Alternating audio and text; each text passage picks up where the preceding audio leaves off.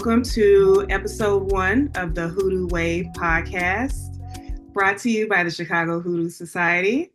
I am Alisha Chamat, co-founder of the Chicago Hoodoo Society, and I am here with my lovely podcast team.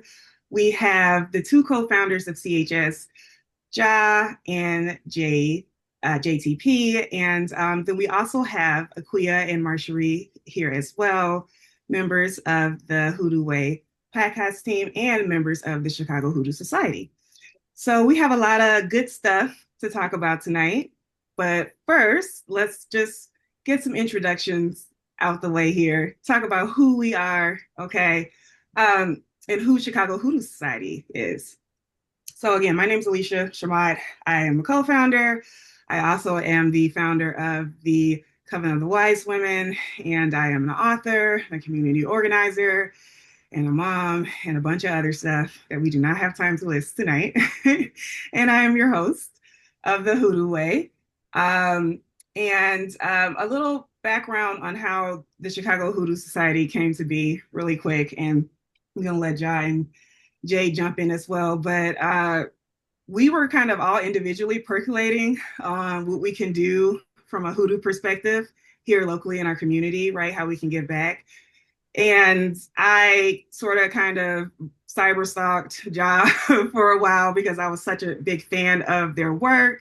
And I'm a lurker. And so that's just what I do. But eventually, Spirit moved me enough, and it took a lot of movement, a lot of moving. Okay, I'm emotionally lazy and was like, no, don't want to do this. Just want to support from the background. But Spirit was like, no, no, no. I think you should link up with Ja. And so I reached out. Ja was like, boom, yes, been waiting on this. I'm ready to go. And then from there, we looped in Jade, and the rest, as they say, was history. So we kicked off officially last year, 2025, with our Hoodoo Revival, our very first. It was a smashing success. And since then, we have introduced several initiatives for both our Hoodoo Society members and our local Chicago and Northwest Indiana community. So it's been a good time. We've had a lot of fun, and we're growing very fast. And I am so excited to bring this brand new project, the Hoodoo Way podcast, to the public, to you guys. So this is good stuff. And I hope you enjoy. All right, so let's move on from me to Ja, and then we will jump over to Jade to introduce themselves. So Ja, take it away. Hey everyone. Yeah, I go by Ja, but my name is Jatan Rideau. Few things about me. One of the co-founders of the Chicago Hoodoo Society, very proud and excited about that and, all the work that has been done by everyone to really hold community together. So, yeah, very excited about that. Also, in regards to just some things that I do for myself. So I actually own a shop that goes by Karen A. Conjure. I am a medium, an ancestral griot, and I am a root worker. I love the roots. I love the plants and how you can work with them spiritually. But yeah, I born and raised here in Chicago, South Side. Woo woo. And always gonna represent, always gonna represent. Great. And I consider myself to be a great migration hoodoo. Both of my families from my paternal and maternal side came up from Mississippi and Opelousas, respectively, and Mississippi and Opelousas, Louisiana, respectively. And yeah, they came up here and they decided to make me. Yeah. So I am very excited to really just have people learn more about our ancestral medicines, our ancestral spirit ways and culture and practices that ties directly into Black cultural and history anyway. And I'm hoping to be able to sustain the things that I have learned and provide spaces for others who want to do the same. So yeah, that's me. I'll pass it Thank over you. to Jade. Hello, everybody. It's so good to be with you. It's so good to talk with you. My name is J.T. Perry. I go by J.T. Perry. Fun fact, I've been going by J.T. Perry since I was about 7 years old. You'll hear friends call me Jade, but if you need to shorten it, you can shorten it to JTP. Um, and all of the thoughts that we're going to say today are my own of my own volition and no other institutions or organizations that I may be affiliated with. That being said, I'm a Black queer disabled femme. I'm an interdisciplinary artist. I'm a cultural worker. I'm an educator. By trade, I'm a spiritualist and a diviner because my clients will not allow me to not be. 11 years ago, I came to this beautiful, beautiful, beautiful place, Chicago. It is now my home. And I have been able to deepen in my practice as a hoodoo and as a human being here in Chicago. So I always give thanks to my spirits, the spirits that of the Great Migration that brought me here of the Northeast to the Midwest. I am an essay writer. I love tarot and mixed method divination. And when you hear me yapping, you will usually hear me yapping about Black feminist healing practices, disability justice, sensuality, and crossroad spaces. Um, I am known as a churchy mystic, though I am not a Christian. And that just means that I build art and theory around the intersections of Black metaphysics, particularly as it shows up in and outside of Black church culture, hoodoo, and the decolonial process. That's me. Yay. Thank you, both the Ja and JTP. You'll hear me call them Ja and JTP or Jade. And so that's just, y'all know who I'm talking about. Okay, so let's move on now to my lovely co-host, Marcherie. Hello, Marcherie. Hello, I'm Marcherie.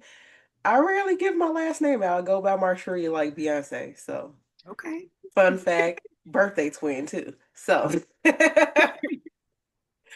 um, Everyone out here. yes, yes, yes, always. It's either Marcherie or Marcherie L. Davis, but let's Period. switch. So it's either the first name or we're gonna go elegant all the way. That's right. I know that's right. All right. And I am a mother of three children with basically mixed abilities and a professional, a freelancer among a lot of things. I still call myself a baby hoodoo, even though I've been on this journey off and on since I was a kid with the metaphysics and everything. I was always following my cousins who were into astrology and tarot and things. So I, I say I've been on the road since I was a kid, but really more serious about it over the last maybe 5 to 10 years. So my studies include more of root work, getting more serious about that. I'm all about healing and community, which is what brought me to the Chicago Hoodoo Society. I was looking for a collective where I can utilize my abilities as well as build more on my practice while contributing to the community. Awesome. All right. Well, thank you, Marcherie. All right. And then last but certainly not least, we have Aquia. Hello, Aquia. Hi, I'm Aquia, born and raised in Chicago. Like Marcherie, I don't give up my last name, but also like Marcherie, I'm like 5 years or so in my practice, but I definitely still consider myself a baby. Um, I am the podcast team's research and content coordinator. I love to read, love a good book. Every app has their own end of the year wrap now, and on Thrift Books, I purchased 86 books last year, and Ooh, my bookshelf is going to keep getting bigger. So I love to learn and share what I've learned with other people. So I think I got the perfect role for me. awesome. Yes. Our team is amazing and the work that they've done so far is very impressive. So thank you both for getting us here. Would not have happened without the Hoodoo Way team at all. All right, let's talk about Chicago Hoodoo Society's mission. Why? What is the Chicago Hoodoo Society? They ask, right? So the mission statement, the official mission statement of the Chicago Hoodoo Society, and I'm just going to read this. Um, the Chicago Hoodoo Society exists to build knowledge and Black communal growth, fostering creative expression through spiritual liberation by reviving and building upon ancestral traditions.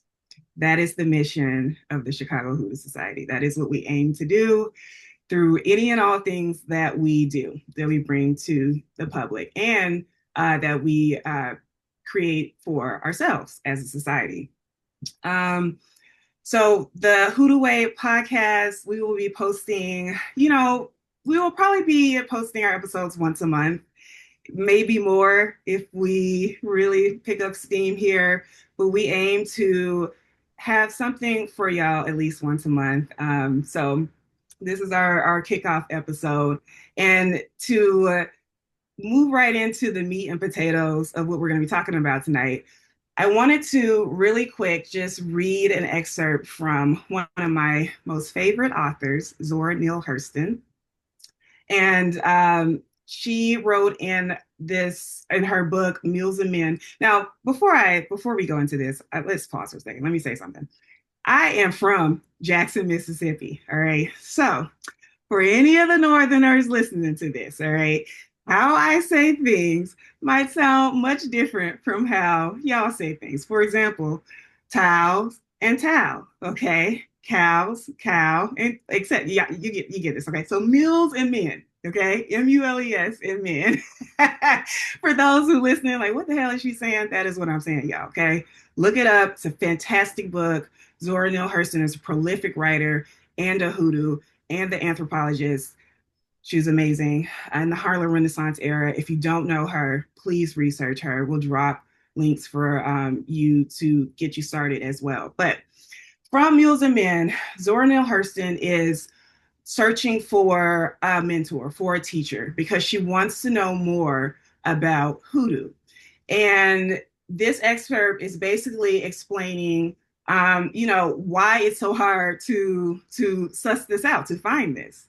So it says, it was way back there, the old folks told it.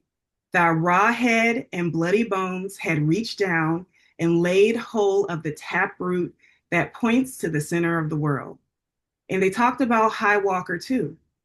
But they talked in people's language, and nobody knew them but the old folks. Nobody knows for sure how many thousands in America are warmed by the fire of hoodoo because the worship is bound in secrecy. It is not the accepted theology of the nation, and so believers conceal their faith. Brother from sister, husband from wife. Nobody can say where it begins or ends.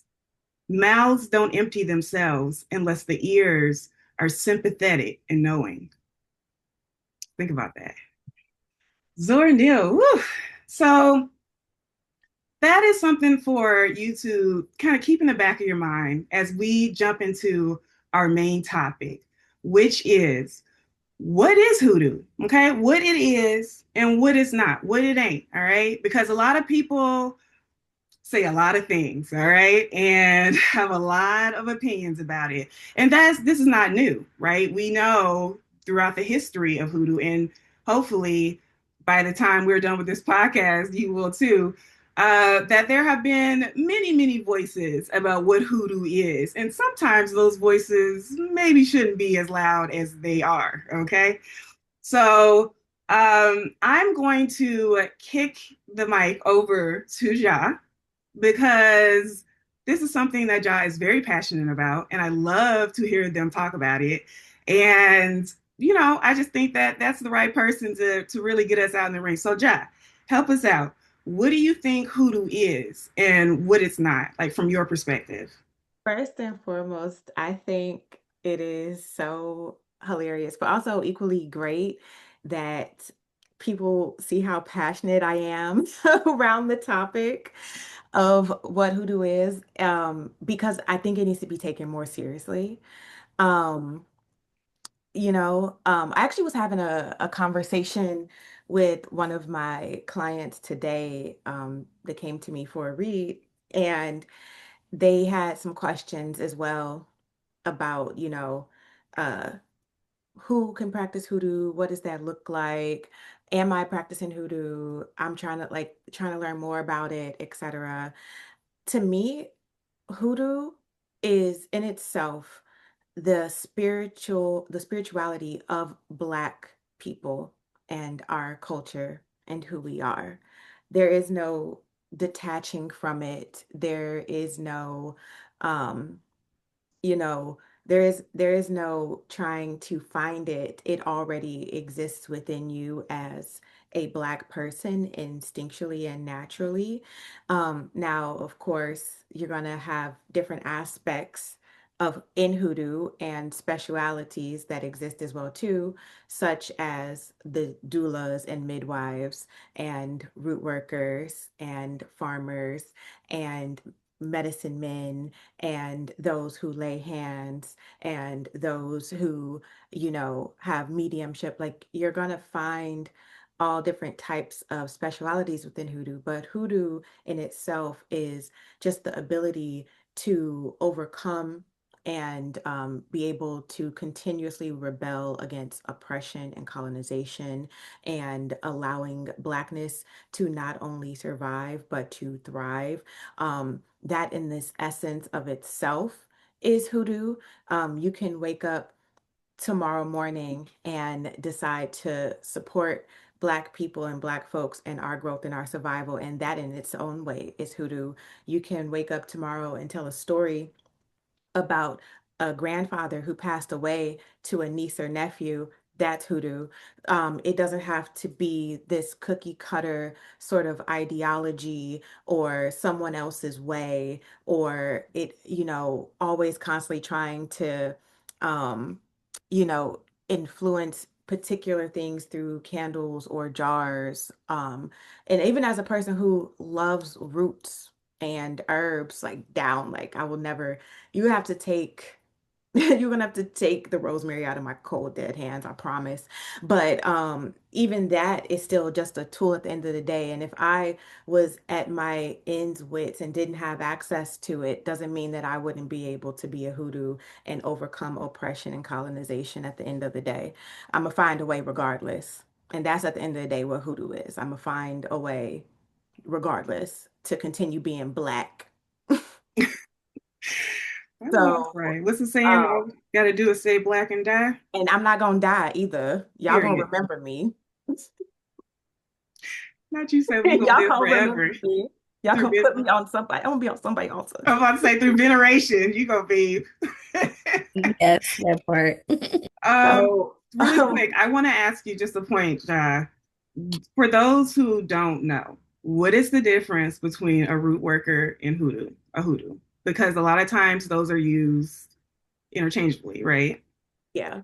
So as someone who is passionately a root worker, comes from a line of root workers. Like that was, I'm not even talking about what we did down in Mississippi for, when we were captured and enslaved. I'm talking about prior to getting here. Like I know for a fact that my lineage was brought here because of our intelligence Mhm. around plant spirit and the earth.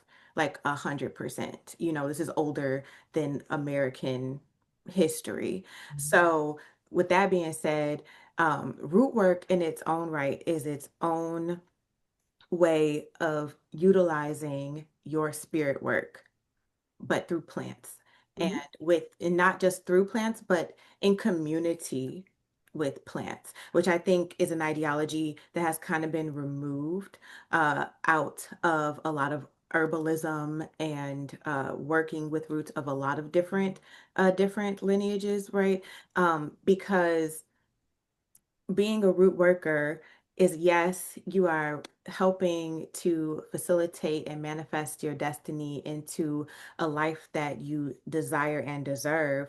But at the same time, you are communing with the earth around you and making it a better place for those who are going to have to share that space with you and now and in the future. Yeah. So, I think a lot of the understanding around root work has been like the spirit around it has been kind of removed into like a commodity. But Hmm. to answer your question around the difference between root work and hoodoo, so I am a hoodoo. Like I am a hoodoo. Like that is me. I practice root work. Okay.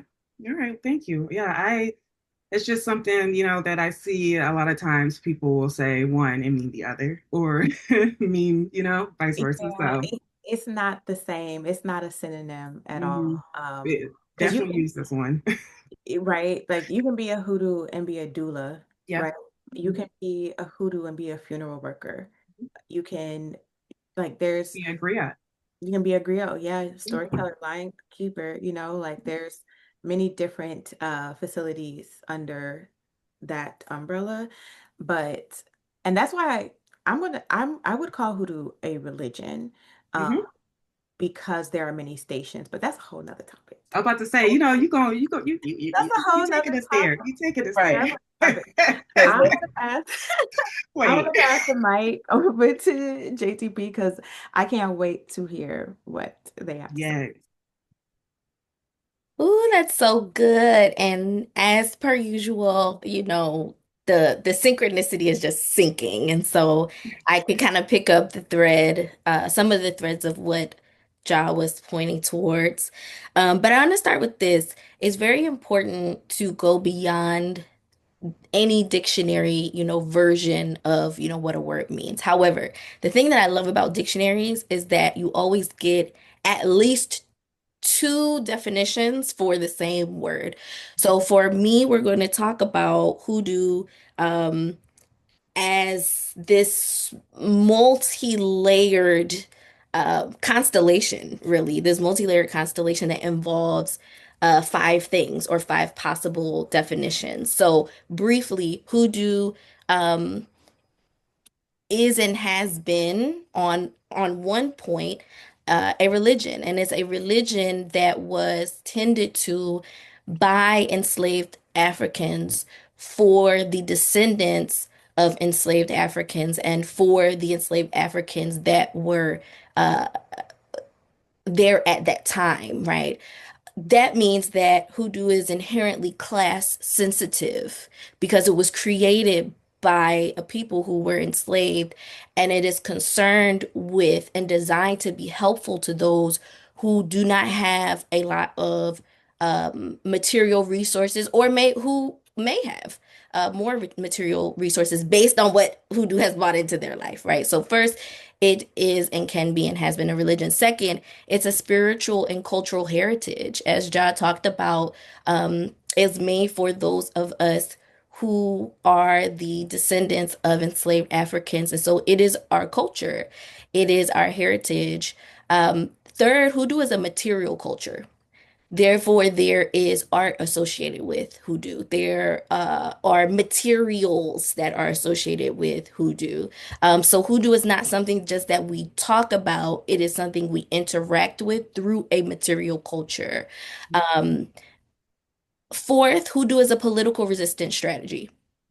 When enslaved Africans were trying to find liberation, outsmart their oppressors, move around capitalism, move around slavery, move around racism, move against all odds, they employed hoodoo. So hoodoo is a political resistance strategy so that the souls of Black folks would be, enlivened. And then last but not least, to be a hoodoo is to be one who finds themselves in the crossroads of all of those things, in the soil of all of those things, in the viscera really of all of those things. And so to me, this is what hoodoo can encapsulate. And I think this is really why it's important to have these conversations. Dr. Katrina Hazard Donald said hoodoo is embodied historical memory. So this means that it's not just something we recite to one another, but it's something we express in our body, and it's something that we explore in our body, and it's something that we bring from the cultural body into our individual body and vice versa.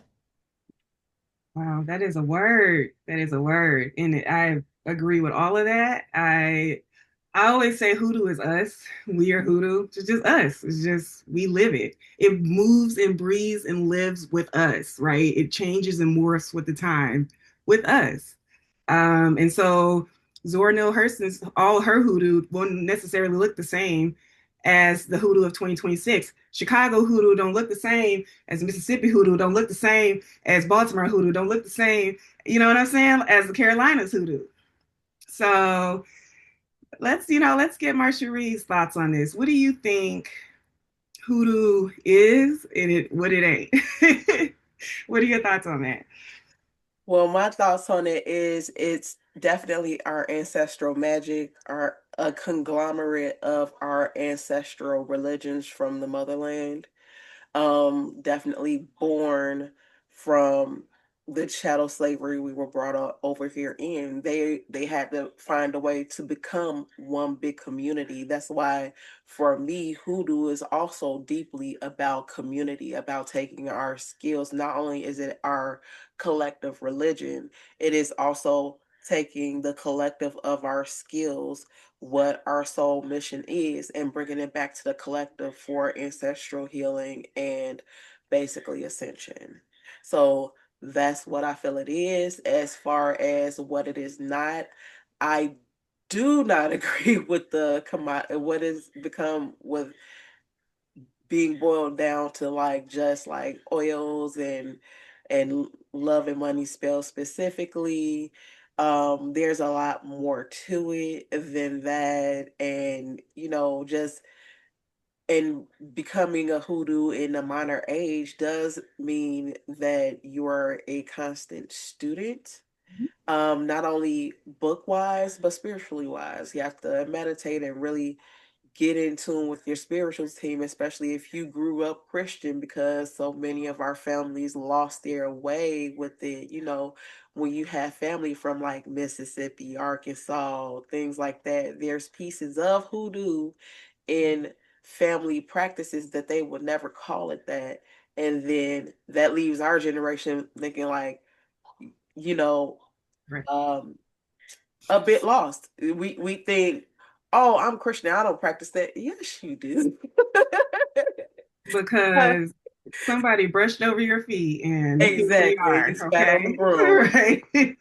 You know, you salting things, salting your doorways, the psalm on your door, roots above the door or in Mhm. the house for specific healing or to bring in luck, or everybody loves to eat the black eyed peas and the collard For greens for New spear. Year's. Mhm. So things that have been carried with us but not had the appropriate tag because hoodoo had to be hidden back then, but it's so well hidden now that so many of our um, present people don't know that they are also still hoodoo. So it is also not devil worship. We are not, our ancestors are not the devil. So there's that as well. It's no separation, and you a lot of our people forget that, I still, while I don't presently identify myself as Christian, I still listen into a church service and you hear differences. I will never forget that this is something that still weighs on me. Like, there were two guest preachers.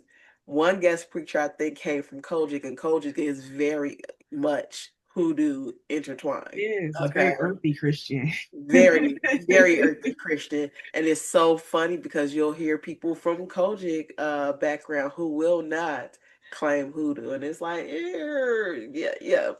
That'll be a different story for a different Yeah, day. just let them have I'm it. like, Okay. we'll go back to that one another time. Cool. But that preacher preached about building an altar, Mhm. having an altar in your home, but he was using it in the sense of prayer.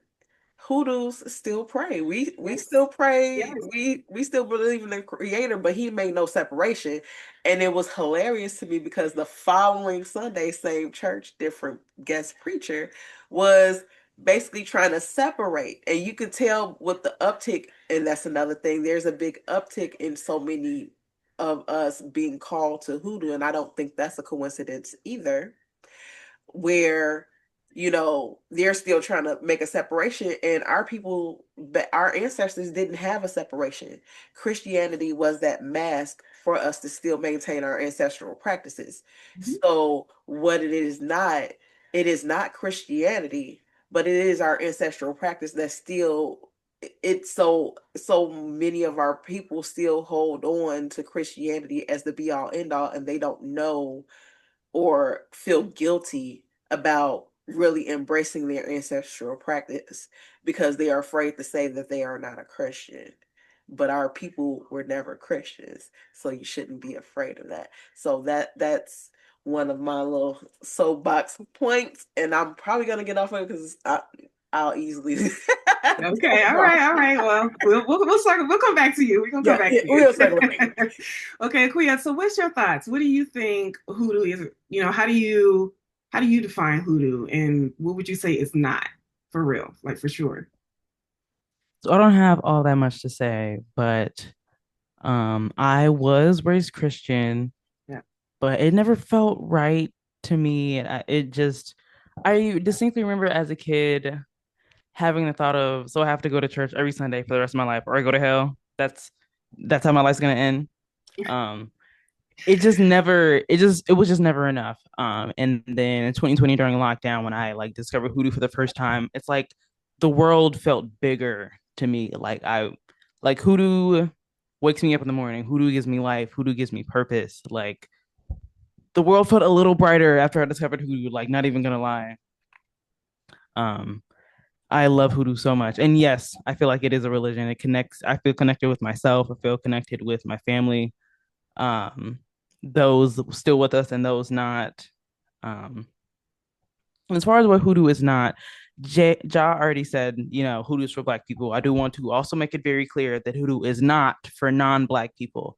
Can't tell you the amount of times I've been online reading something hoodoo related or been in a bookstore, found a book about hoodoo, Child. Google the author, and they're white. Like I actually almost today, while looking for some books to buy, I almost bought a hoodoo book by a white author. And I was like, this author sounds familiar. Let me make Mm. sure I know why they Mhm. sound familiar. And it's because she's white. And I was like, oh. It's so important for new hoodoos, for baby hoodoos, to do your research. I know that Google is on the decline, but it is not bad to open up google.com and type in the author's name, especially if there's no picture attached, okay? Or if the name sounds a little like, this is too on the nose. Google, all right? And And if you also be wary if you can only find one picture of them ever. Because I did right, buy one hoodoo book. And I think it was in the WhatsApp group chat that I sent a picture of it, and somebody was like, I don't think that author is actually a real person because there's only one picture for that exists. And I was like, damn. and in the world of AI, okay, Yeah. and ghostwriting, like just do your homework so you're not reading something by someone who is one of those voices that not should not be as loud in the hoodoo space, right? So I Put agree with somebody on you. blast right now. Can we put somebody on blast? Oh yeah, go right ahead. That author that emailed the Chicago Hoodoo Society inbox Child, the other week, I would like to put them on blast. what was the Um, author's name? Can't even remember. can't even remember, honestly. I'm trying to find it in the trash. Mm-hmm. But but yeah, there was a little message in the Chicago Hoodoo Society inbox, from a couple weeks back. And they're like, oh, can you review our book? We'll send you a book for free. And I'm like, oh, that sounds interesting. We looking at it. Who is this from? We click a little bit further. Child, the The website, whole the the whole website, company. the website, caucus, vice caucus. Every person, every person. Like was just scrolling, right? Maybe Just except like for one. Like Oh, on let me page find. 8. So the name of this author, I found it. It's from the booking company Crossed Crow Books is the name of this horrible company. Don't ever buy a book from them. And the person who wrote this one in particular goes by Miss Ada, which already Mm, sounds like they trying to appropriate some shit. Because why you go by Miss Ada? right. Straight up a white woman. Um, yeah, if there was gonna be a time to put this person on blast, we doing it right here. We doing it right here, right now. Because So, we're talking about, Zora Neale Hurston was that excerpt was really about keeping things in secret and how hard she had to hunt amongst her own community to find somebody who would be comfortable teaching her. So, my question to the group is it's 2026. Everything's online, everything's digital. I feel like Black culture is exposed times 100, even more now, right? All of our conversations have eyes on them. Like you always in mixed company. What do you feel about those folks that are not Black, but are, especially down south, like in Louisiana and things like that, who are adamant about them being hoodoo practitioners? You saying that they not hoodoo? That the Louisiana folk down there, who, you know what I'm saying? It is a lot. Or I would some folks love up to here in reference Chicago. What's that? a real life situation, which isn't hoodoo specifically, Yeah. but I don't know if y'all remember that white girl that tried to summon Papa Legba to hex her black Yes. ex-girlfriend and she died. Yep. Poor I kind of thing. feel like it might be a problem that solves itself. But there's a lot out there who have not resolved themselves, and they are writing books and publishing and speaking and selling services. And, you so, know, so first of all, hell no. I will say Spirit is doing part of the work though, mhm, because also, I'm not about to get into this for real, but the whole like MAGA witch thing where they was gonna be practicing hoodoo, that mhm, I heard that lady is out of here. But you know what? At the same time, here's my thing. There's two main things that classifies you as someone who could possibly ever practice or learn hoodoo. First, genetically, you are black. Genetically, you are a black person. Secondly, you are not a coon. That's the only two gotta be for the qualifications you people. need. You gotta be for the people. You gotta be about black people. You gotta be about black culture. So, if you are black and you are about black folks like fully and wholeheartedly, then yes, you can practice with us. You can sit with us. You can commune with us. But if you are something that falls outside of that, we're not even about to try to entertain. Right. No. Actually, I had something to tag on that to that job. So when we're talking about definitely being about the community, right? Mhm. So who are part of the reason why so many non-black people feel empowered to speak on hoodoo is because someone within the community, or I'm there with it. are some within a community who welcome them with open arms. And because of someone or multiple people welcoming them into the community with open arms, that gives them carte blanche to feel like they belong in a place that never was meant for them. Voodoo was born out of being protected from them, but they don't see that because there are those. Well, so how does that fit in as well?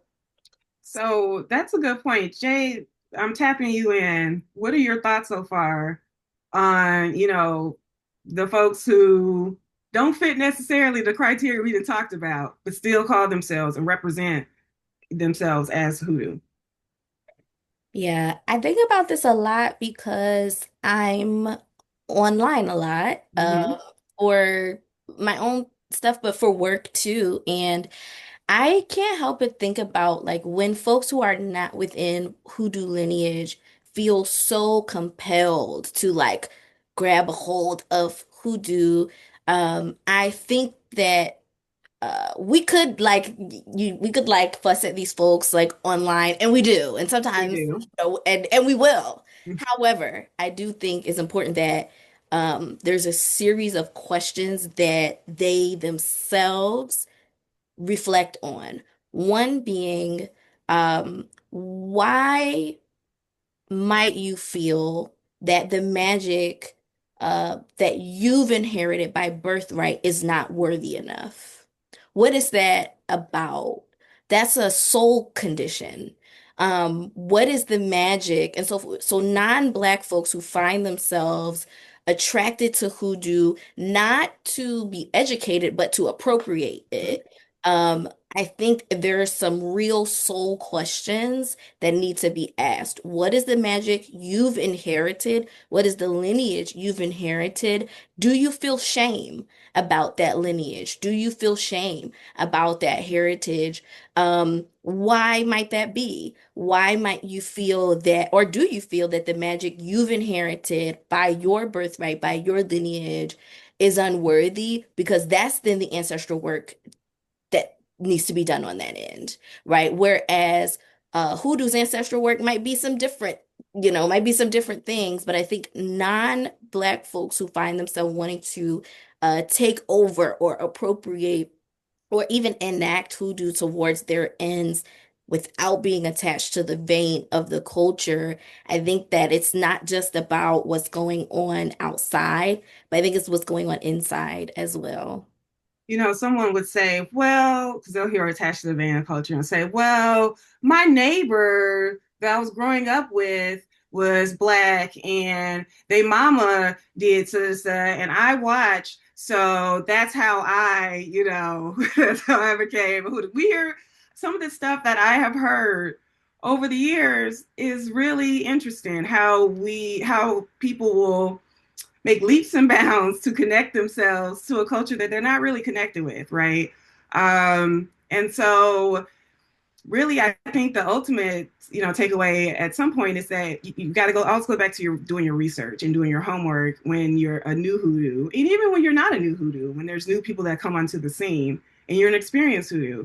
I mean, like, who is this person? We got to do research, even with us on the podcast. Like, there should be some type of trail of the work that you're doing in the community if you're claiming that title. um Show your work, right? Show your receipts. So, when it comes to gatekeeping, would you say that, in the past we talked about it being very gate kept, but now it's kind of, you can go on TikTok and everybody and their mama, okay, is talking about do this, put so and so in a jar, put so and so in shoe, so and so in your bed, under your tongue, da da da, right? So, like, how are we gatekeeping in 2026? What does that look like moving forward, right? John, what do you think? So, yeah, I have a lot of thoughts about this because it was actually around 2023 when Mm-hmm. I got a heavy message from Spirit where they were like, you need to start moving offline and moving more out public in local community. And I was like, yo, we are 3 years into a pandemic. You trying to get me canceled. Um, talking about bring people outside and together. But they were like, no, you can figure out a ways to make it work. And so it turned into a lot of just outdoor spaces. That was the year when I started doing urban foraging for root Mm-hmm. workers and, really being like, we have to have a purpose, like together as a community while we can visually see each other, see what we're doing, being together, because there's a lot of power in that. And Also, you're still doing these, by the way. So just oh, a little plug there yes, that yes, for there will be those who are more. interested in local, there will be more. There were some last year, and John will be leading more this year. So keep an ear out for that. More I to like come to on be that. outside, but like Right. outside, outside, And like the for real outside, like you where will be outside with John. get your hiking boots. Yeah. Um, you can, by the way, you can still wear nails and hiking boots. I do it all the time. Anyway, Period. um, anyway, but I think a big part of that message was yes, find community in person and experience that. And it's not that I didn't find community in virtual spaces either, because I found great community in virtual spaces. That was also around the time when I found out about JTP. So I've met a lot of great people through virtual spaces, but there was this message behind it of there's too many eyes. Hmm. And the community that you're like creating is Black people always the center of attention. So when Hmm. you got a bunch of Black folks starting to do stuff and they, talking back and forth, everybody want to be in our conversation. When you're Black, you're never lonely. When you're back, they're never lonely. And like, even if you don't see the other eyes, they're not, maybe they're not commenting. Sometimes they do, they bold with it. Right. Maybe they're not commenting, maybe they're not liking, but they're definitely reading. Like they're definitely soaking it all in. They're definitely following. They're definitely they love the visuals. They love the visuals. So when you're on these very public platforms like Instagram, Twitter, Facebook, whatever, TikTok, and it's not just a let's share history, and even that can be some too much Hmm. sometimes.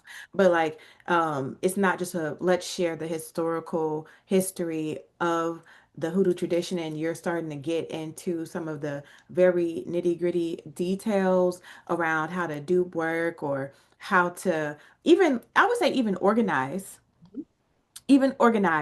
because Who do they it in will political strategy? they will try to take our shit and copy and paste it and then do it poorly, actually. But Very poorly, interesting. frustratingly poorly. Like the blueprints is right there, and you still messed it up. Yeah. Go to bed. Just I don't even want to talk about some of the protests that happened list. last year that was led by the caucus people. But anyway, anyway, Like, anyway, I um I 100% believe that because of that nature of the beast is true for all Black culture. hmm. They find it that they're like, oh, you're publicly posting it. It's for consumption. Hmm. Because all of these sites have, unfortunately, an algorithm that is set to be through corporate consumption. We don't have control of these algorithms. They're Hmm. not our algorithms. They're not our algorithms at the end of the day. We can manipulate them and use them to our purpose, but at the end of the day, they're meant to get to white eyes, Yep. and they're going And to show we are them. just a commodity to be Right, exploited, right? Our culture, our image, our right, essence. right. So that's why when people be posting online, I understand, because I had a same, like, and I'm gonna use a Christian phrase. I'm not a Christian. I had a come to Jesus moment where I was like, because I was feeling bad for folks. Like they're like, oh, I don't see your content anymore. I was, like I was looking for more community, and they're not here in Chicago. They're like somewhere else. Right. And they're like, oh, are you gonna teach virtually again? And I'm like, I don't know about that, at some point I did feel like there's some people who are not getting fed, right? The people Mhm. who need to get fed are not getting fed. But at the same time, Spirit was just like, it doesn't have to be you though. Like Right. you're not going to be able to put everybody on your shoulders and back. It's just not possible. Mhm. And focusing where you can have physical community is more important than that. Like they will find their way regardless if they are really meant to find what they need to find, right? So I had to really just be okay with knowing like you're not going to be able to reach everyone, and that was never really like a something that was really ever thought about in Hoodoo until recently with Mhm. social media, right? Um, these teachers weren't trying to go out and find people. People was coming to them. People had to As the search excerpt for them. said. That's They would right. search for them. So there's also that too, where I'm just like, I'm not about to beg people to listen to what I have to say. Like you either want to listen to it or you don't. At the end of the day, the people who will find you, they will find you, and they will. Sometimes they will Mhm. hunt you down, literally. And Okay. and and things will work out. Things Yep. will work out, and it'll be okay. So I really am leaning to the side where we need to all shut the fuck up more. I mean, not about everything, obviously, but like more often than what we've been doing.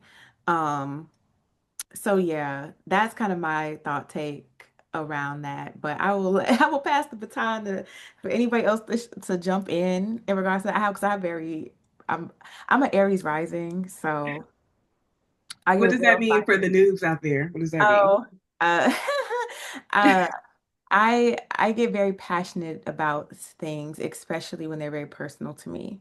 Mm, So, love that fire. but All that's true right. for all my loved ones too. If I care about you, I will fight to the death for you. Like, Yeah.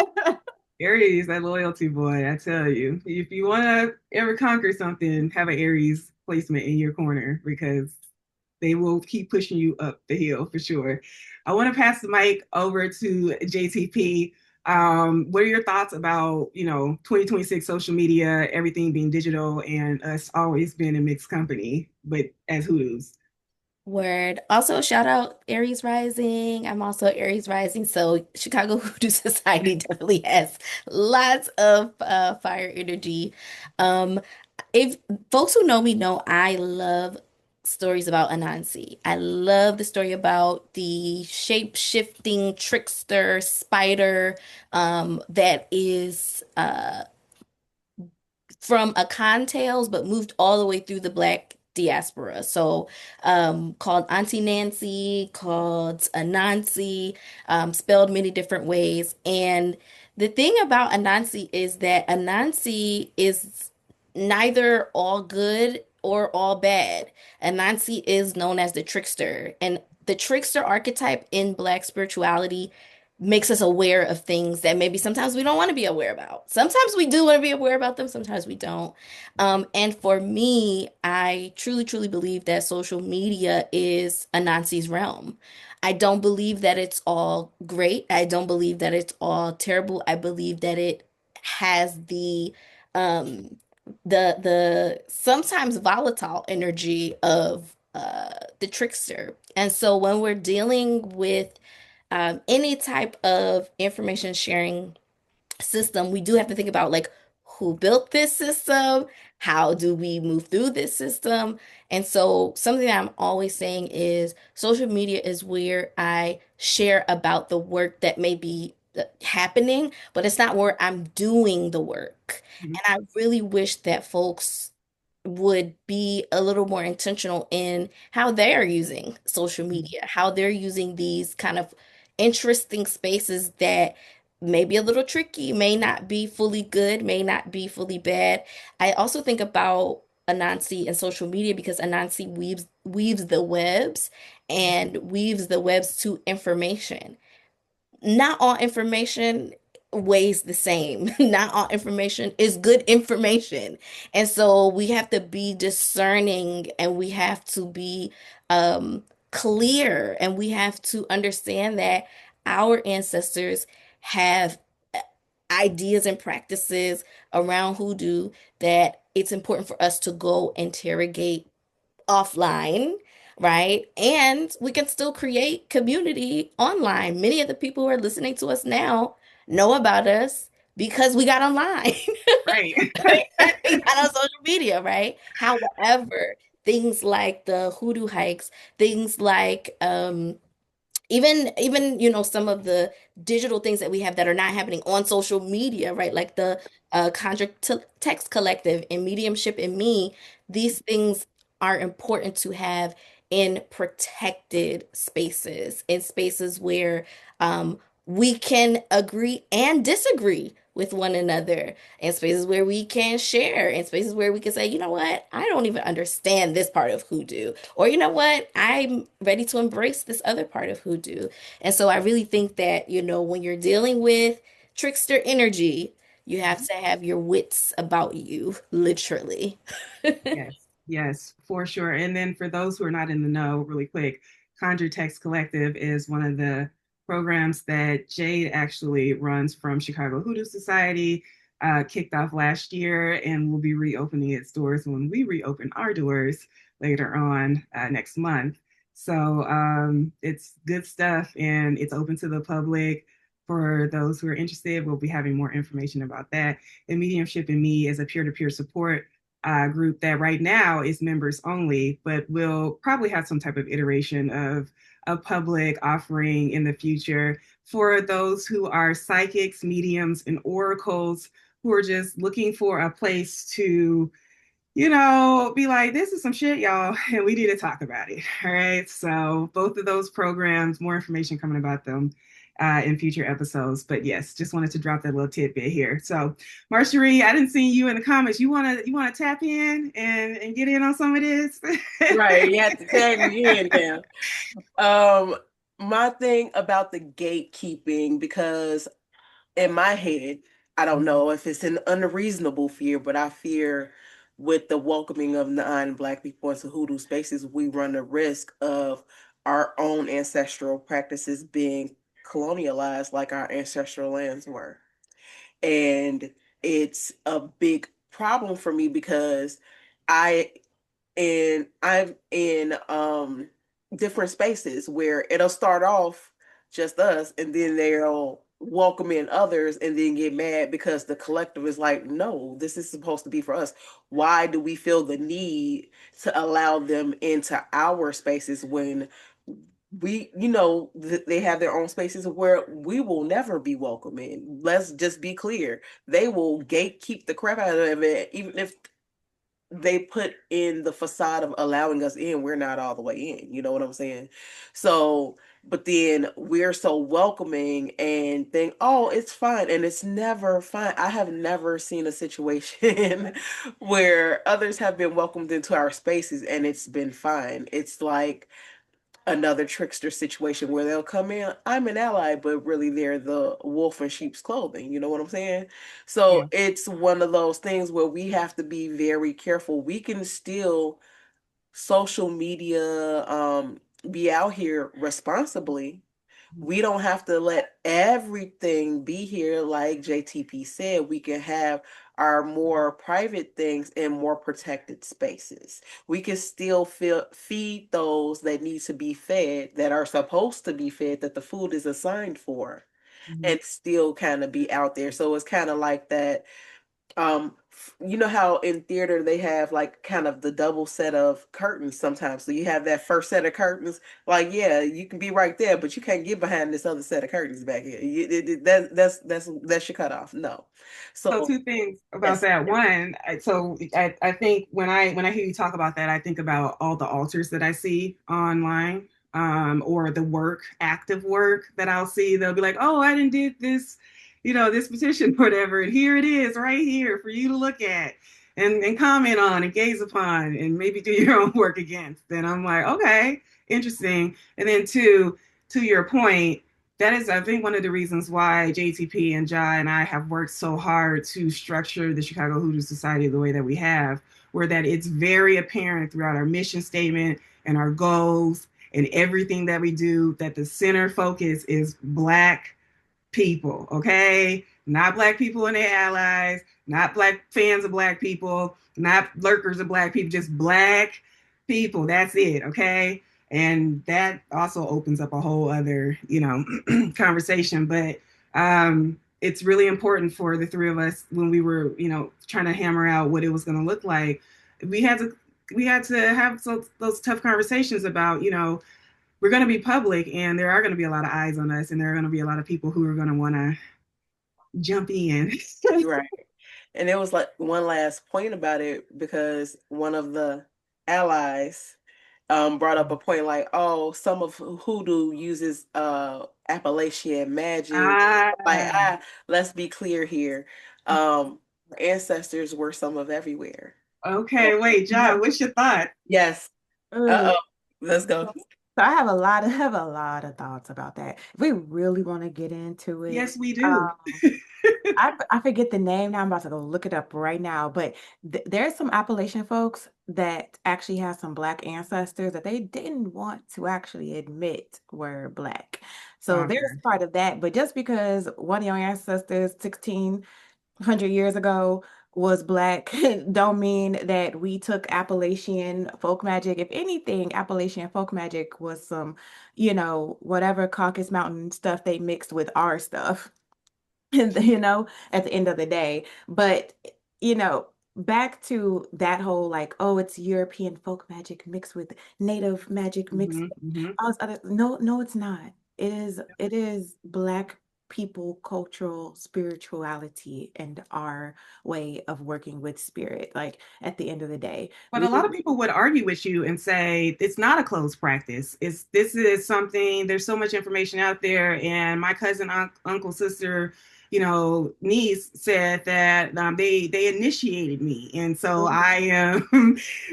You chuckle because right, like we've Yeah, heard this, right? What are you I like? have. My thing though is like all things that are Black, it doesn't have it's not given respect. Right. And that's why people feel like it can so easily be Yep. utilized by Yep. anybody. Because if they actually respected that we were people with a culture and a people with a lineage and a people that had spiritual intelligence, right? Then they would respect it enough to know that it's not for them because that is intrinsically one of the rules that is embedded within the like you have to have you have to have a strong Black ancestral and cultural connection in order to be a hoodoo. If if that is not who you are and reflect in your day-to-day life, you're never going to be able to tap into our ancestors no way because that's what it is at the end of the day. It's our connection with our ancestors and our ability to overcome in particular with our spiritual intelligence. You don't have no connection to that. You can sit here and look at a recipe all day every day, but just because you can read a recipe don't mean your food got soul, you know. Period. Like Hey, um a bar, ja.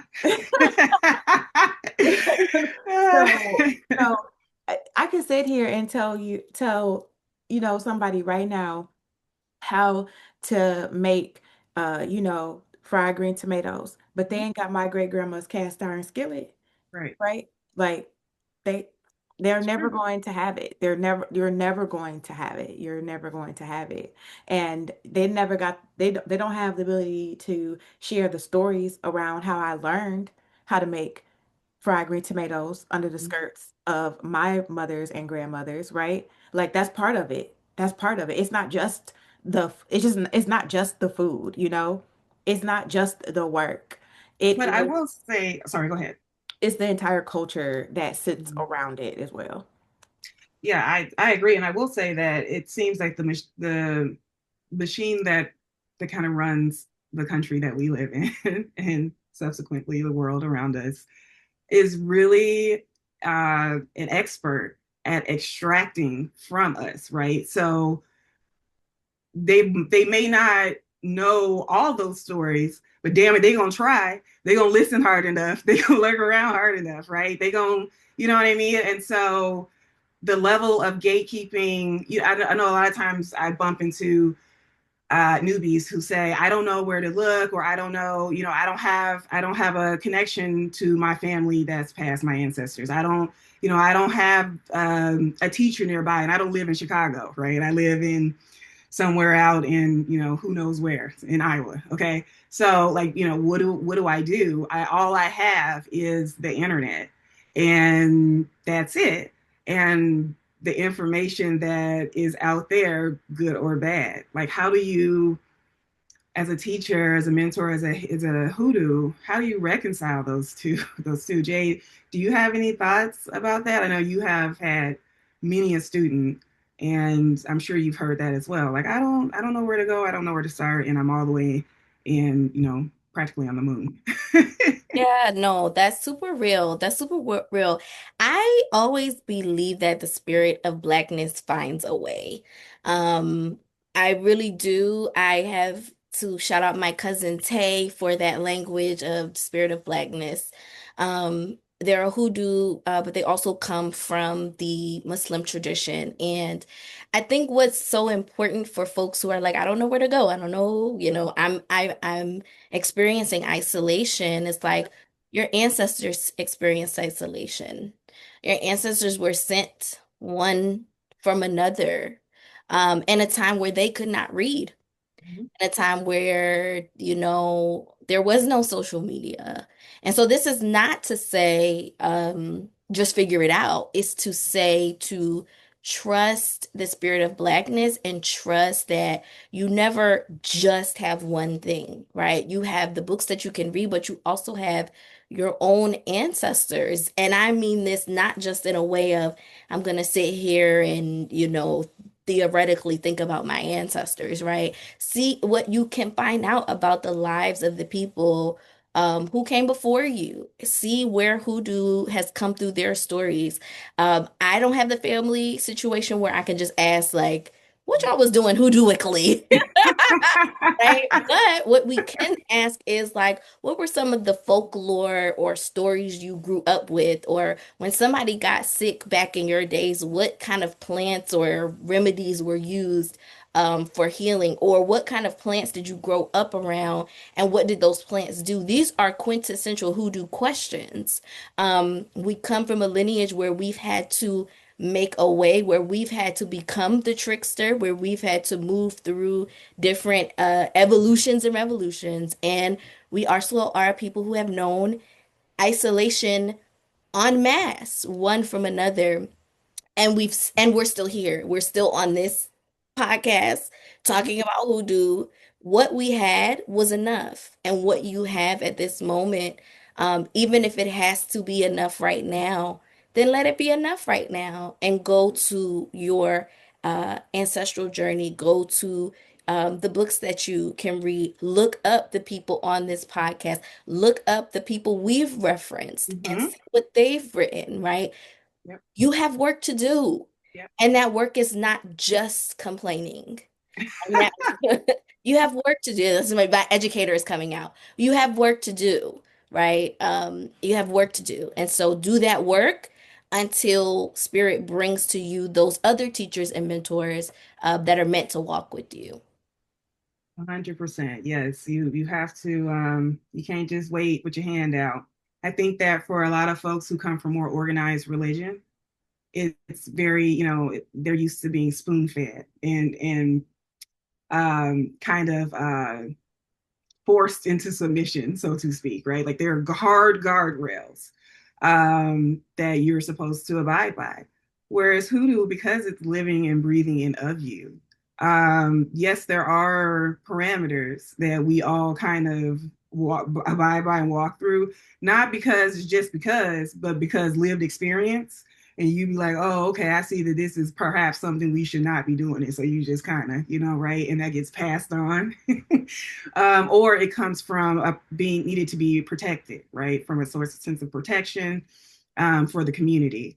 But it can be hard for folks to shift that mindset from, I everything that I need to know is built into this little kit, and I think I just go to Barnes and Noble and buy it, and then boom, go to a church or a temple or whatever, and whoever's at the head of that organization is going to basically tell me everything I need to know for my spirit and soul to be whatever the end goal is, saved or whatever. Okay, that's not hoodoo. Hoodoo says what you need, what you want, who you is, who are you. Okay, go ahead, John. So, someone who I would consider to be one of my mentors and definitely like an elder here in Mm, Chicago, that we all got a chance to listen to and meet at the end of November, Dr. Nataka Moore. I absolutely adore her. she's I've dope. given, so she invited me to join the Chi-Town Shouters, which is the ring shouting group here in Chicago. But I want to quote one of the things she said on that panel, or semi-quote essentially. But she talked about how when someone asked, like, how can you find a mentor? How can you find an elder? She said that, yes, it's important that you try to seek out someone, but at the same time, no one should be your sole mentor or teacher or elder in this capacity. She was like, I don't want to be your everything. I don't want to be your everything. It's not meant to be like that. Um, and that speaks a lot to how people actively see how they should practice their spiritual walk in general. Like you said, like it's a kit, like a hoodoo kit. Like Hmm. you'll get together, you get a little bit of basil, you get, Right. a couple of books and Couple like of a jars. video or two, like, like that's not how it's going to work. And you really have to realize like this walk is not meant to be just um you know just birth from one person to another. It is a communal work Mhm. at the end of the day. Like you are meant to have many mentors. You are meant to have many teachers. Some of them will be physical, some of them will be more not so. Some of them will be human, some of them will be the earth itself. Like you're gonna have many teachers on this walk, and you need to be able to discern what is good for you and yours and what is not at the end of the day. And I think that's very difficult for a lot of people because they have problems trusting their own head. And that is a whole nother topic about how people need to become more aligned and understanding of who they are. It oftentimes starts with history, but I'm also noticing that there's people who need to start off even closer than that and recognize that Black people have culture. There's so many of us who Well, don't understand that Black people even have culture. And if they do know that, they don't know the totality of how deep it really runs. And especially for people who have never been able to live outside of Blackness and outside of Black culture and haven't had a lot of other opportunities to see Blackness from a third party perspective, it's very hard for them to conceptualize because we've been told mhm. that we don't have culture, but everybody else across the world is copying Right. it. Well, steadily consuming it, we're Right, being told that it's if we do have culture, then it's not important. It's right. it's yeah, and but mostly you don't, right? What do you mean? Yeah. Yeah, that's spot on. And Marcherie, I saw that you were saying about, how our society engages with spirituality in today. So did you want to, expand a little bit more on that, what you were saying in chat? Yeah, so what I was saying is the deal with this generation, and I hate sounding like a boomer because I'm not. Back in my day, before we had microwaves, like, Right. man. But it's more of a microwave society. Like I was speaking towards when we were talking about those coming from organized religion, wanting things spoon fed. Not only being spoon fed, they're being told something and then walk out and forget about it all week and come back Sunday for a different message that they're going to figure it about during the week. Whereas hoodoo is a way of life you need to be practicing and in alignment daily. So it's a daily practice, it's a daily walk, and this generation, which requires you to actually do the work. So there is no, let me get this spell, let me get this, because what are you doing with that? Are you even in alignment with what you're requesting? You are, so many people just want the end result now, but they don't want the journey to it. And that's just not how it's going to work. That's why you get so many people who get upset with some of the practitioners out here who do say, hey, I'll do this work for you, but can you? Is Right. that because you can't do a collective and then you don't know if that whole collective is in alignment with what's going on? It happens a lot. Mhm. A lot of people go for it because they'd rather put money behind it than actually doing the sweat equity and Right. getting into it and getting in alignment and really finding that really your own work is what's going to work for you. Yeah, So it's definitely not easy. You're right. It's in our modern society, we're used to things fitting our very short attention spans. Okay. And coming home to hoodoo is in a way coming home to tradition. Like you will have to crack open a book. I'm so sorry. You're gonna have to make a few notes. You're not gonna remember it all. You're gonna have to talk to people, maybe in person, right? Like you're gonna have to inquire. You're going to be curious more than just for a few minutes. You're going to have to um, So you're going to have to do like work for it, like hard work, And I get it. People are tired and overwhelmed and stressed out, and there's a lot going on in the world. And you like, Alisha, I don't have time for this. I just need somebody to tell me how to quickly set up this altar and get this stuff done so I can get $1,000 in my checking account tomorrow. Like, I don't really have time to learn all about Zora Neale Hurston and Hi John and all that. I just don't. And the answer to that is sorry.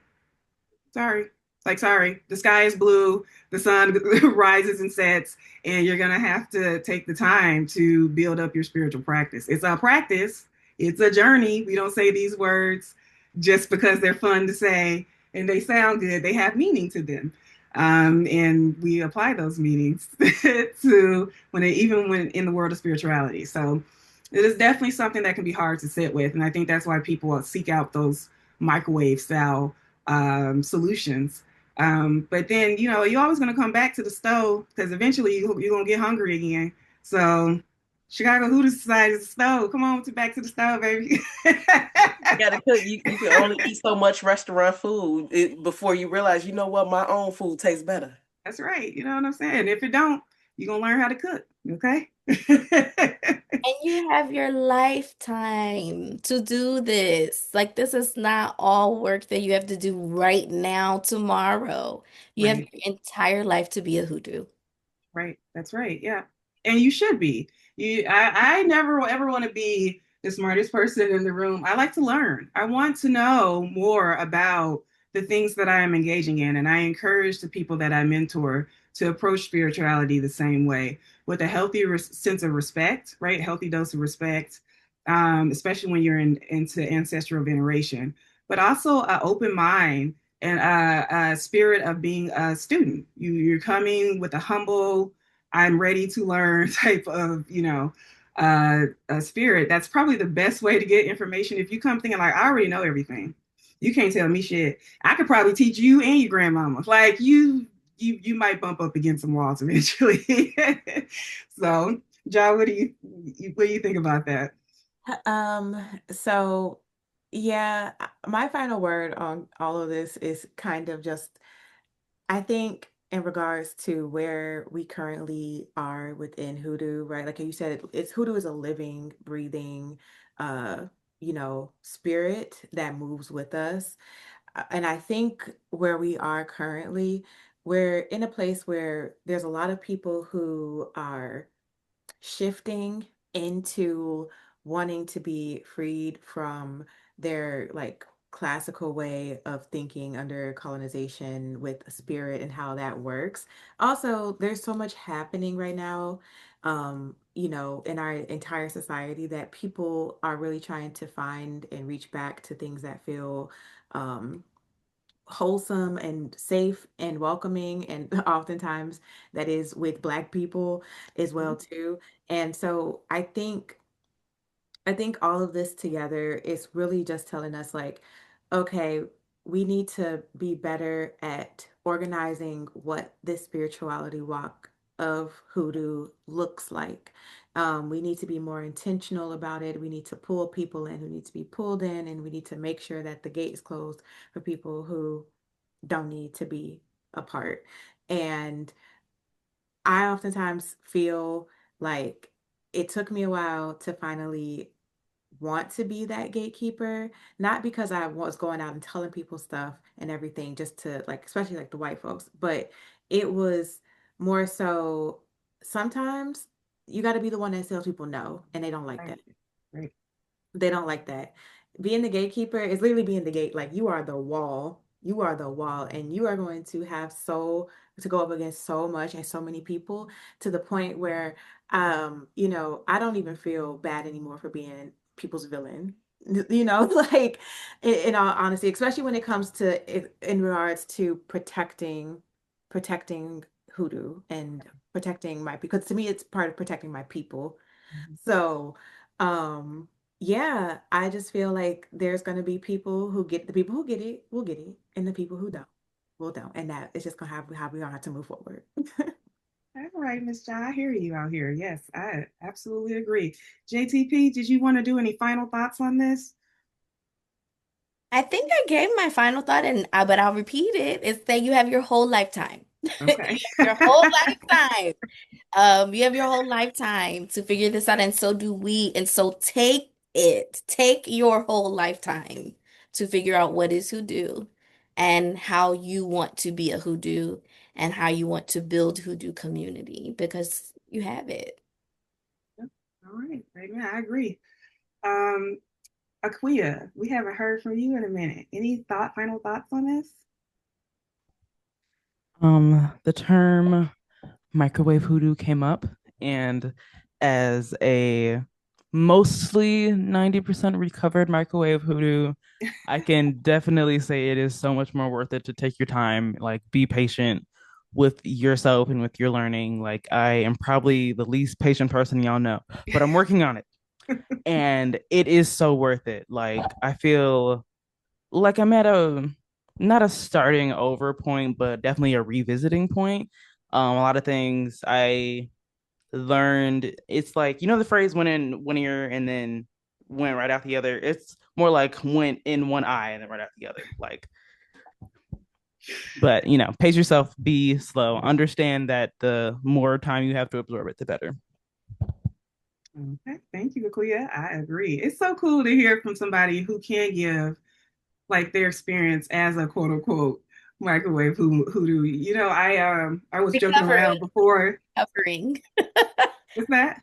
in recovery. In recovery, sorry, my bad. I won't. Yeah, you're right. You the in recovery. And we were joking Temu hoodoo, right? Like, yeah, just real fast lane is what we want. We don't want. So it's good that you found us and that we found you, and that you can, slow down with us and take a stroll. So it's not a sprint.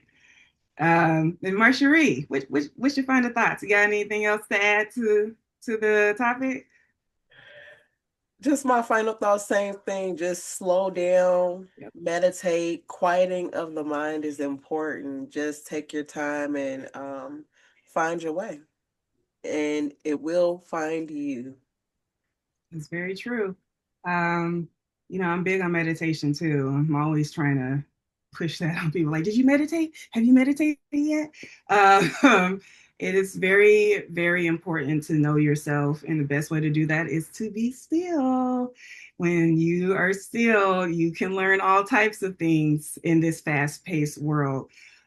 So um, Ja, to answer your question, we're going to include a journal prompt about this at the end. So yeah, don't you worry, hang in there, because we really do want to hear your thoughts as well in the comments, and maybe we can reflect on some of them in our future episodes. So before we jump into that, let's talk about really quick how to become a member. When I posted on TikTok, y'all, just a random video. It like got so much attention because everybody wanted to know how do we join the Chicago Hoodoo Society. And then there are a lot of people who are like, oh my God, I didn't even know that the Chicago Hoodoo Society even existed. And, that this is in our backyard and that y'all had all this stuff. So we're going to be reopening our doors again very soon. And I don't know, does somebody else want to take this on, how to become a member? I'm okay sharing the floor here. Do one of the co-founders wanna jump in there? No, JCB. Okay, all right. Okay. Well, you know what? I don't certainly don't mind considering I helped come up with all of these. But the way to become a member is to first come to one of our interest meetings. So follow us on social media. We're everywhere. We're on Instagram at the Chicago Hoodoo Society. We're on Twitter. I still say Twitter. Okay, or X. All right, whatever. It's Twitter. Shit, it's Twitter. On And that is Chicago Hoodoo. We're Chicago Hoodoo Society everywhere. Okay, any social media platform, that is where we are. Facebook, TikTok, Instagram, Twitter. We have a website coming soon. We have an email address, Chicago Hoodoo Society at gmail.com. figure out a way to connect with us. All right. Sign up for our newsletter. Follow us on social media. And then you will be the first to know when we reopen our doors, our interest meeting. When we do that, we will go over everything you need to do to submit your application from start to finish. And also what we look for in a member. Okay. So we will once again go over our mission statement, who we are, what we're for, who we are for, and what type of work do we do.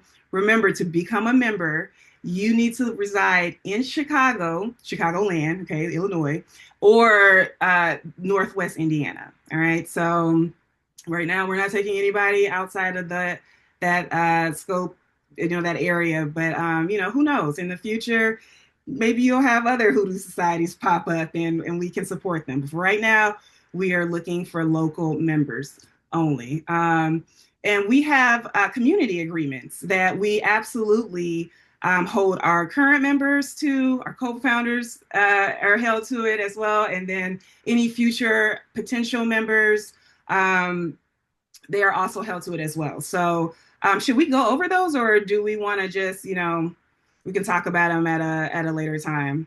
Yeah, let's talk about the community agreements at a later time. However, because this is a public facing kind of part of our work, I do want the public to know that public can join any programs that we have that are public facing. So Right. some of those programs include the Conjure Text Collective that will be coming back in February.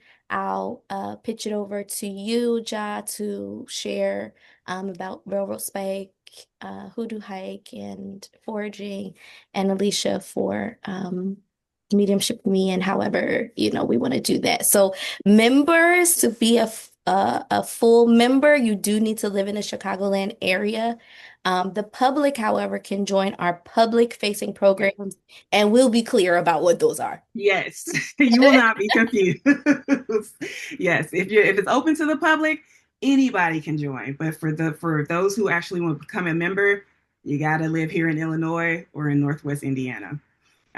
We meet in person as well as virtually. So it's important that we can fellowship with you face to face every now and then. Ja, do you want to talk about, since we're kind of talking about upcoming events anyway, what you've got cooking? Yeah, so definitely going to be doing another Railroad Spike Hoodoo hike Yay! again, maybe twice this year. We'll see. Um, Absolutely amazing. We go to a local forest preserve that is one of my favorites since childhood. And we walk through the paths until we get to a railroad track that's actually been abandoned. Well, it's next to, it actually crosses over an active track, but the one that we go to is no longer active. And, you know, walk the tracks, go find railroad spikes, I tell a few stories about John Henry along the way, as well as talk about native plants and how they can be utilized for root working. Outside of that, I will probably also have just a dedicated urban foraging for root workers, which is essentially somewhere within the Chicago city limits, right? Urban part. We go to some place where we can find native plants easily and accessibly for all of us to be able to visually see, smell, touch, sometimes even taste. Different roots that grow locally and native, because if the world shut down tomorrow, do you got a cinnamon bark tree in your backyard? I don't. So, there's plants right around us that we can utilize for our work as well too. So that's what I kind of do for urban foraging for root workers. So yeah, like I said earlier, I be outside and I be trying to pull my people outside as much as possible. I have also, this may not become the CHS, but I've also have done different like camping, outdoor camping, where also teaching foraging to Black folks and how to live and survive and commune with nature. And then, oh, something that I'm definitely bringing, talked about Dr. Nataka Moore previously in the Chi-Town Shouters. Definitely want to bring some ring shout circles to CHS, and really ground that energy in outdoor spaces as well too. So that's just a few things that I got cooking up here Love for it. 2026. So yeah, come outside and get Mhm. some good shoes. But your nails can be on point though. You know, yes, exactly.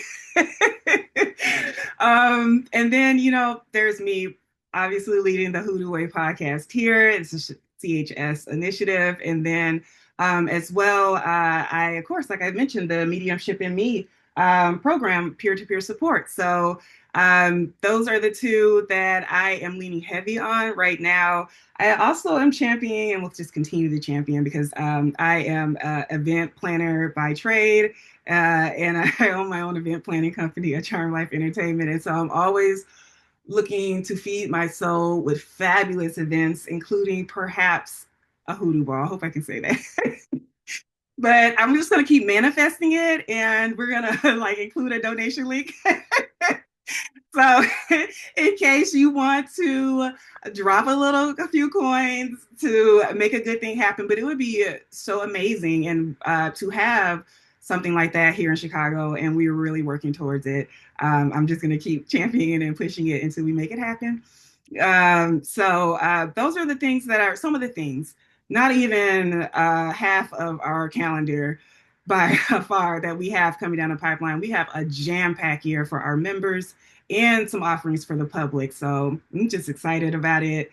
Yeah, we really are outside. John, correct. Yes, JTP. Like, yes, we really are going to be outside in 2026. And that's really important because it's a lot going on outside and we need to be with each other and around each other. And my folks who are like, outside. We will also be inside too. Don't worry. We will Yes. be having a hoodoo movie night multiple times in the year, and where we get to talk to one another. Most of those are going to be members only, but that's okay because we'll also be reading Mojo Working by Katrina Hazard Donald. So you can join us from wherever you are for the Conjure Text Collective. So we're going to be outside for those who gonna be outside, and we're also gonna be inside. We're gonna be well-rounded dudes in multiple spaces, Yes. inside, outside, and all around. Yes. And Jade, I just have to jump in and point out that like you're our resident COVID conscious um voice in the room. Really like the chief of keeping us on a good path with making sure that we're inclusive for everyone when we do have in-person events. We try to make sure that our offerings and our events are safe for those who need to be or prefer to be masked.